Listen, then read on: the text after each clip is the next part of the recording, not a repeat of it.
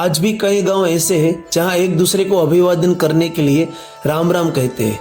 लेकिन जरा सोचिए, भगवान राम का नाम अभिवादन करते समय एक बार भी तो ले सकते हैं, लेकिन ऐसा नहीं है। हम किसी को अभिवादन करते समय भगवान राम के नाम का उपयोग 2 बार ही करते हैं। आखिर इसके पीछे का रहस्य क्या है, चलिए आपको बताते हैं। हम जब किसी से मिलते हैं या किसी का अभिवादन करते हैं तो नमस्कार, प्रणाम या राम राम कहते हैं। किसी को अभिवादन करना हमारी संस्कृति ही नहीं, सभी संस्कृतियों का अभिन्न अंग है और यह परंपरा किसी कारण से बनी होती है।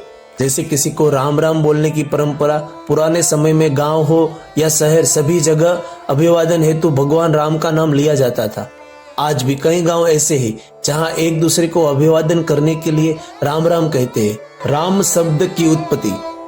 राम शब्द संस्कृत के 2 धातुओं रम और धम से बना है।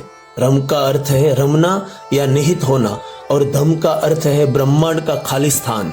इस प्रकार राम का अर्थ सकल ब्रह्मांड में निहित या रमा हुआ तत्व यानी चराचर में विराजमान स्वयं ब्रह्म।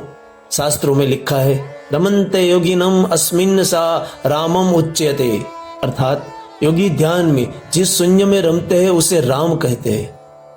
अभिवादन के समय राम नाम 2 बार क्यों बोलते हैं? राम राम शब्द जब भी अभिवादन करते समय बोला जाता है तो हमेशा 2 बार ही बोला जाता है। इसके पीछे एक वैदिक दृष्टिकोण माना जाता है।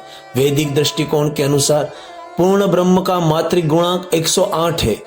वह राम राम शब्द 2 बार कहने से पूरा हो जाता है, क्योंकि हिंदी वर्णमाला में र 27वां अक्षर है, आ की मात्रा दूसरा अक्षर और म 25वां अक्षर।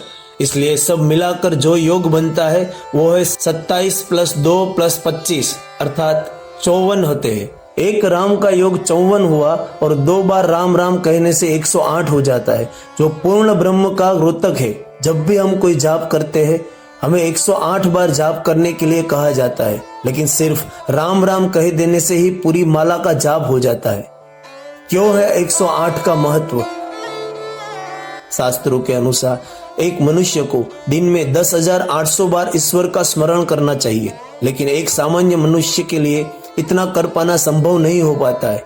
इसलिए 2 शून्य हटाकर जप के लिए 108 की संख्या शुभ मानी गई है, जिसके कारण जाप की माला में मनकों की संख्या भी 108 ही होती है।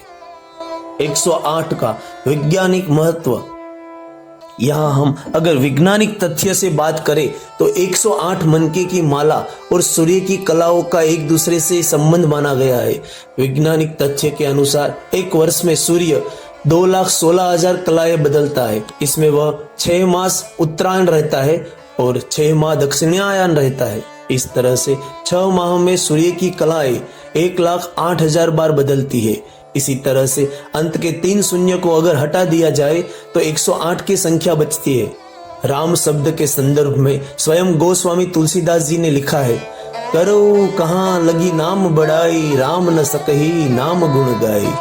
स्वयं राम भी राम शब्द की व्याख्या नहीं कर सकते, ऐसा राम नाम है। राम विश्व संस्कृति के अप्रतिम नायक है। वे सभी सद्गुणों से युक्त है। वे मानवीय मर्यादाओं के पालक और संवाहक है। अगर सामाजिक जीवन में देखें तो राम आदर्श पुत्र, आदर्श भाई, आदर्श मित्र, आदर्श पति, आदर्श शिष्य के रूप में प्रस्तुत किए गए हैं। अर्थात समस्त आदर्शों के एकमात्र न्यायादर्श राम है। जय श्री राम।